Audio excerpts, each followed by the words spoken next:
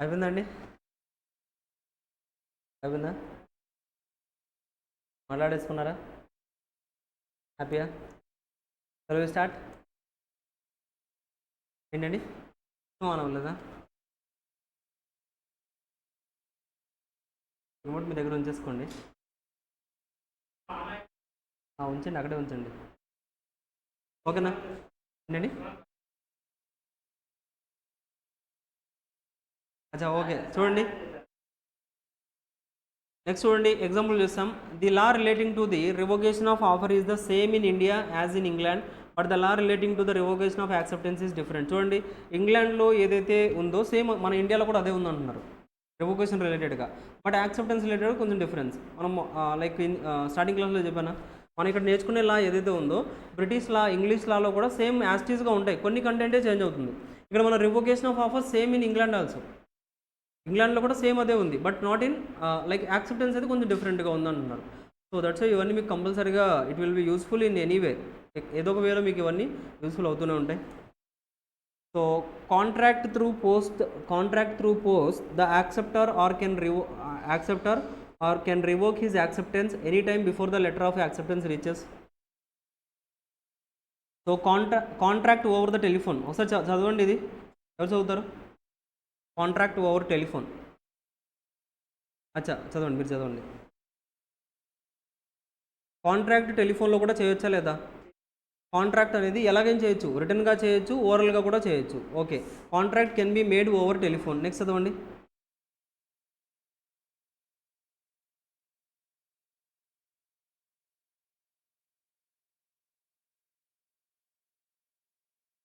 Made by the mutual meeting of the. Okay, చదవండి.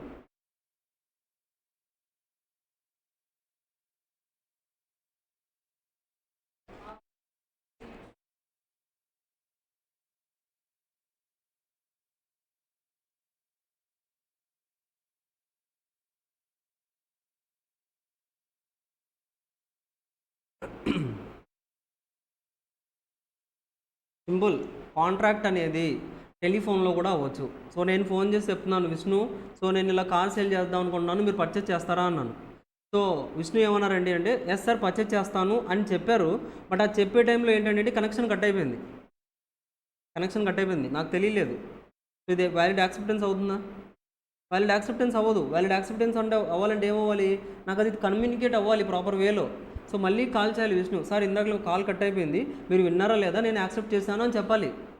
చెప్పలేదనుకోండి, accept చేయనట్లే. So టెలిఫోన్లో అయినా కానీ ఏంటండి అంటే ప్రాపర్ వేలో కమ్యూనికేషన్ ఉండాలి. సో అప్పుడే మనం ఆఫర్ జరిగినట్టు అనుకుంటాం, అలాగే యాక్సెప్టెన్స్ జరిగినట్టు అనుకుంటాం. Simple, that's it. చూడండి, if telephone unexpectedly goes dead during the conversation, the acceptor must confirm again that the words of the acceptance were duly heard by the offerer. ఒకవేళ telephone ఏంటండి మళ్ళీ చేయాలి, మళ్ళీ కట్టేది మళ్ళీ చేయాలి. మీకు కార్ కావాలంటే ఎన్నిసార్లు అయినా చేయాలి, వద్దనుకుంటే నెక్స్ట్ కాల్లో వదిలేసేయాలి, అంతే కదా. కార్ కావాలనుకుంటే ఎన్నిసార్లు అయినా కాల్ చేయాల్సిందే, ఇంకా అదే కదా మరి. బట్ లేకపోతే మీరు లాలో, మనం ఏదైతే లాలో చదువుకున్నామో అది మీరు ఫాలో అవ్వనట్టే కదా. సో అది మీరు లాలో యాక్ట్ అంతా ఫాలో అవ్వాలంటే మీరు ఎన్నిసార్లు కాల్ కట్టేది అన్నిసార్లు చేయాల్సిందే. ఓకేనా? అల్టిమేట్ థీమ్ ఏంటి? It must be communicated. నాకు కమ్యూనికేట్ జరగాలి, ఆఫరర్ ఎవరైతే ఉన్నారో అతనికి కమ్యూనికేషన్ వెళ్ళాలి. That's it. అది తెలియనంత వరకు that is not unaccepted. ఓకేనా? That's it.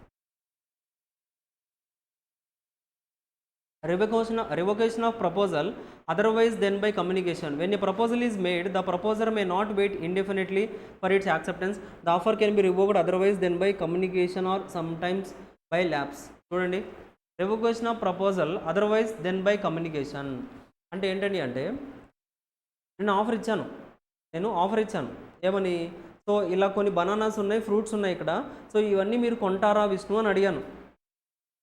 విష్ణు ఏంటండి అంటే యాక్సెప్టెన్స్ ఇవ్వలేదు, ఇంకా వెళ్ళిపోయారు. వచ్చా చూస్తాను సరే అని వెళ్ళిపోయారు.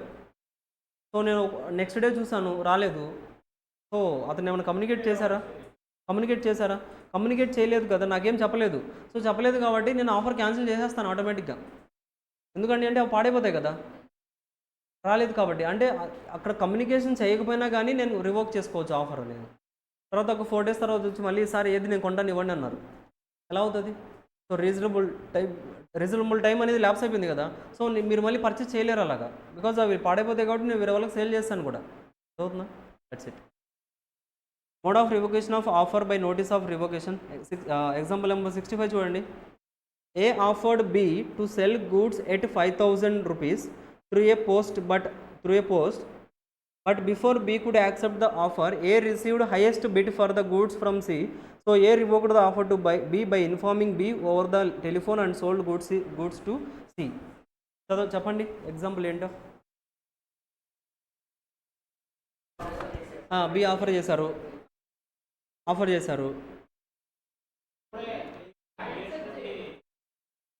బి యాక్సెప్ట్ చేయక ముందుగానే సి వచ్చి నేను 7,000 ఇస్తాను అన్నారు.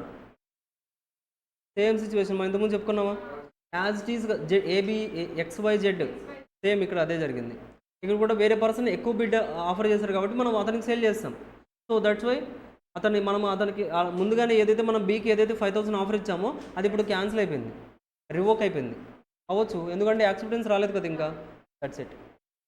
So by lapse of time, the time for acceptance can lapse if the acceptance is not given within the specified time and where no time is specified when within a reasonable time.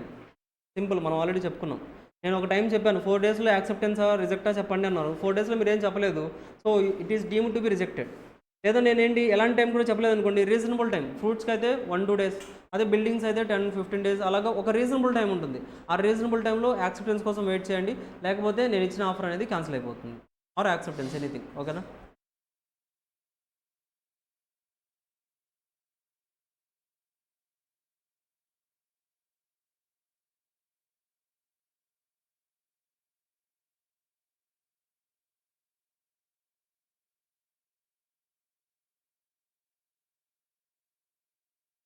Next చూడండి, పైకి వచ్చేయండి. ఇంకా అవ్వలేదండి. Communication of special conditions, page number 32. Communication of special conditions. Just ఒక చిన్న concept, ఇదొకటి మనం వదిలేసాం. So communication of special conditions చూడండి.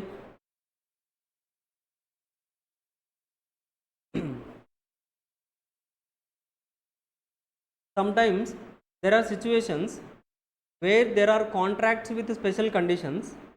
Their special conditions are conveyed tacitly, and the acceptance of these conditions are also convened by the offeree, again tacitly or without him even realizing it. అంటే ఇక్కడ ఏంటండి అంటే చెప్తాను. ఏంటండి అంటే convened tacitly అంటే ఏంటండి అంటే sometimes there are situations where there are some conditions with special conditions. అంటే ఏంటంటే ఇప్పుడు ఫర్ ఎగ్జాంపుల్ మీరు ఎప్పుడన్నా ఓచర్స్ చూసారా? ఓచర్ ఫ్లాట్ 500 ఆఫ్, రిలయన్స్లో ఇస్తారు, ట్రెండ్స్లో ఇస్తారు, 500 కార్డ్స్ ఇస్తారు. లేదు అంటే నార్మల్గా మీకు అమెజాన్లో ఓచర్ కార్డ్ ఒకటి ఫిజికల్గా ఉంటాయి, కార్డ్స్ ఉంటాయి. ఎప్పుడైనా చూస్తే మీకు తెలుస్తుంది అది. ఒకసారి చూపిస్తాను చూడండి. ఏంటండి నార్మల్గా మీకు తెలిసే ఉంటాయి ఇవన్నీ.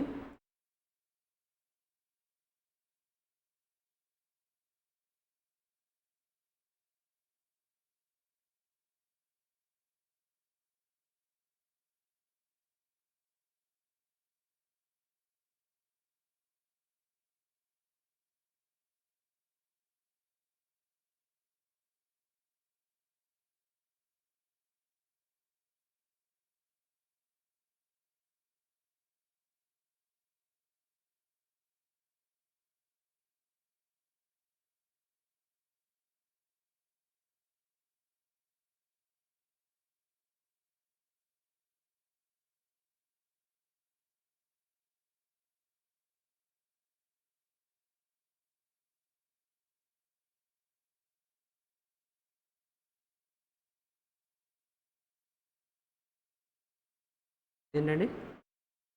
విజిటింగ్ కార్డ్ కాదు, ఓచర్, గిఫ్ట్ కార్డ్.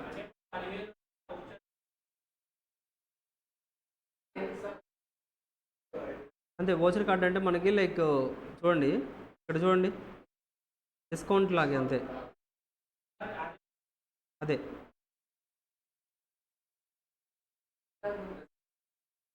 అది వాళ్ళ ఇష్టం, ఎలాగైనా ఇవ్వచ్చండి. ఏంటి?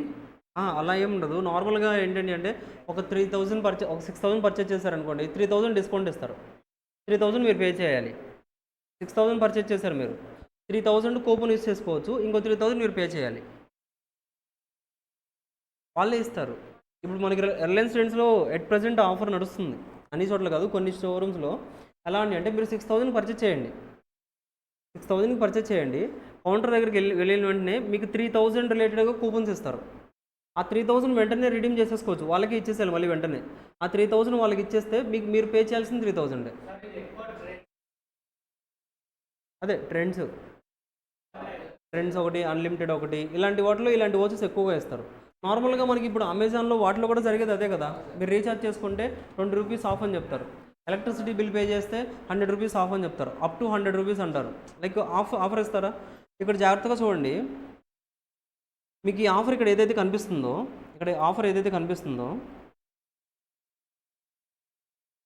ఈ ఆఫర్లో టర్మ్స్ అండ్ కండిషన్స్ అని ఒకటి రాస్తారండి లాస్ట్లో. ఇక్కడ చిన్న చిన్న లైన్స్ ఉన్నాయి చూడండి.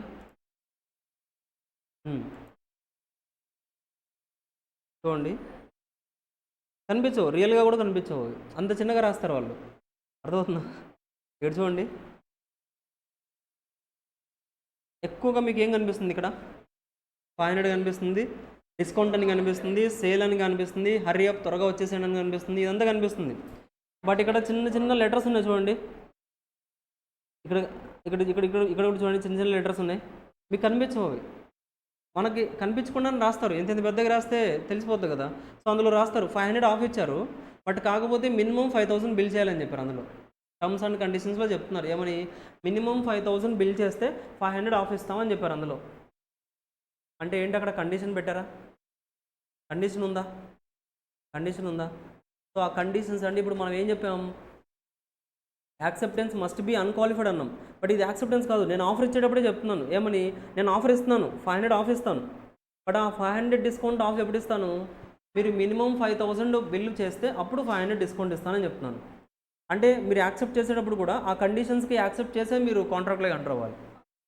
అర్థమైందా? మీరు వచ్చారు 1000కి పర్చేస్ చేసి 500 డిస్కౌంట్ ఇవ్వని అంటున్నారు, ఎలా అవుతుంది? నేను ఆల్రెడీ కౌపన్లో రాశాను కంటే ఎక్కడ రాశారు సార్ కనిపించలేదంటే, సో బోతద్దం పెట్టి చూస్తే కనిపించింది, అక్కడ 5000 ఉంది, అక్కడ మీరు చూడలేదు అంతే. అర్థమవుతుందా? అలాగే జరుగుతుంది అక్కడ, ఏ షాప్లోనే ఇలాగే జరుగుతుంది. కొన్ని చోట్ల అసలు రాయరు, డైరెక్ట్గా ఒక కోడ్ వచ్చేస్తుంది, స్కాన్ కోడ్ వచ్చేస్తుంది, క్యూఆర్ కోడ్ వస్తుంది, ఆ క్యూఆర్ కోడ్ స్కాన్ చేస్తే అందులో ఉంటుంది కండిషన్స్ ఏంటి. అంటే మీకు తెలియకూడదు, ఫస్ట్ మీరు షాప్లోకి ఎంటర్ అవ్వాలి, ఆ తర్వాత పర్చేస్ చేయించడం వాళ్ళు పర్చేస్ చేయిస్తారు, ఆ తర్వాత మీకు లాస్ట్లో 500 కూపన్ ఇస్తారు. అవుతుందా? సో అల్టిమేట్గా ఇక్కడ ఏం జరుగుతుంది, ఇక్కడ ఈ కూపన్ ఏదైతే ఉందో, ఈ కూపన్లో వాళ్ళు స్పెసిఫిక్గా ఒక కండిషన్ పెడుతున్నారా అంటే ఆ కండిషన్ సాటిస్ఫై మీరు ఒకవేళ ఓకే సార్ అని మీరు లైక్ ఆ కూపన్ తీసుకున్నారంటే, లైక్ మీరు తీసుకొని పర్చేస్ చేశారంటే you are accepted to that condition also. మీరు కూపన్ కావాలి అని మీరు అడిగారంటే మీరు ఆ కండిషన్స్ కూడా యాక్సెప్ట్ చేసినట్లే, అంతే. మీరు కూపన్ కోసం యాక్సెప్ట్ చేస్తున్నారా? లైక్ 500 కూపన్ కావాలని యాక్సెప్ట్ చేస్తున్నారా? మీరు ఎందుకు రీజన్ తెలియదు, అక్కడ ఉంది కదా, మీరు చదవలేదు అంతే, అది మీ మిస్టేక్ కదా, అంతేనా? అక్కడ ఉందండి, మీరు చదవాలి. షోరూమ్కి వచ్చినప్పుడు ఒక బూతుతం పట్టుకొని రావాలి, మీరు చదవాలి. సో మీరు చదవకపోతే అది మీ మిస్టేక్ అవుతుందా? సేమ్ రైల్వేలో కూడా మీకు టికెట్ పర్చేజ్ చేస్తారా? మీరు టికెట్ వెనకాల చాలా రాసి ఉంటుంది, మీరు చదువుతారు ఎప్పుడన్నా? చదవరు. ఏదైనా ప్రాబ్లం వచ్చినా కానీ, ఏదైనా ఇష్యూ వచ్చినా, ఏదైనా గూడ్స్ పోయినా మా రెస్పాన్సిబిలిటీ కాదు ఇలాంటి రాస్తూ ఉంటారు. ఎందుకు రాస్తున్నారు? నిజంగా వాళ్ళ condition, that is a condition. ఎక్కడైనా మీరు షోరూమ్ కానీ షాపింగ్ మాల్కి వెళ్ళినప్పుడు లైక్ ఏదైనా మీరు వస్తువులు పోగొట్టుకుంటే మా బాధ్యత కాదని రాస్తారు అక్కడ. అంటే మీరు ఒకసారి ఆ షాప్లోకి వెళ్ళిపోయారంటే అక్కడ ఆ కండిషన్ మీరు చదివినట్లే, దట్ ఈస్ మీరు యాక్సెప్ట్ చేసినట్లే, ఆ కండిషన్ని మీరు యాక్సెప్ట్ చేసి షాప్లోకి వెళ్ళిపోయారు. అనౌన్స్ కూడా ఇస్తారా అంటే మీరు అది విన్నారంటే యాక్సెప్ట్ చేసినట్లే. మీరు అది వింటూ బ్యాగ్ వదిలేశారు, అర్థమైందా? అది వింటూ బ్యాగ్ వదిలేసి వెళ్ళిపోయారు, ఎక్కడికన్నా మర్చిపోయారు. వెళ్ళి షాప్ నన్ను అడుగుతారా? మీ షాప్కి రావడం వల్లే బ్యాగ్ వెళ్ళిపోయింది, నా బ్యాగ్ నాకు ఇవ్వండి అని అడుగుతారా? సో మళ్ళీ వినిపిస్తారు, అయిపోయింది. So you are accepted already. మీరు అది విన్నారు, మీరు చూసారు, మీరు చూసినా చూడకపోయినా నో ప్రాబ్లం అండి. అక్కడ వాళ్ళు ప్రజెంట్ చేశారంటే ఇట్ ఈస్ అజ్యూమ్డ్ దట్ మీరు చూసినట్లే అజంప్షన్ తీసుకుంటారు. చూడలేదా అప్పుడు చూపిస్తారు, అయిపోయింది. That is accepted. అర్థమవుతుందా? సో ఇలాంటి కండిషన్స్ ఏదైనా ఉంటే చెప్పినా చెప్పకపోయినా కండిషన్స్ మీరు యాక్సెప్ట్ చేసినట్టుగానే తీసుకుంటాం. ఓకేనా? ఇవన్నీ కొన్ని స్పెషల్ కండిషన్స్. సో నెక్స్ట్ క్లాస్లో మనం డిస్కస్ చేద్దాం. హ్యాపీయా? 3:15 నుంచి ఏంటండి? 3:15 నుంచి వెయిట్ చేస్తున్నారా వెళ్ళాలని? ఎక్కడికి వెళ్ళట్లేదా? మరి ఎందుకండి? బ్రేక్ తీసుకుంటారా కొంతసేపు నెక్స్ట్ క్లాస్కి ఈ క్లాస్కి?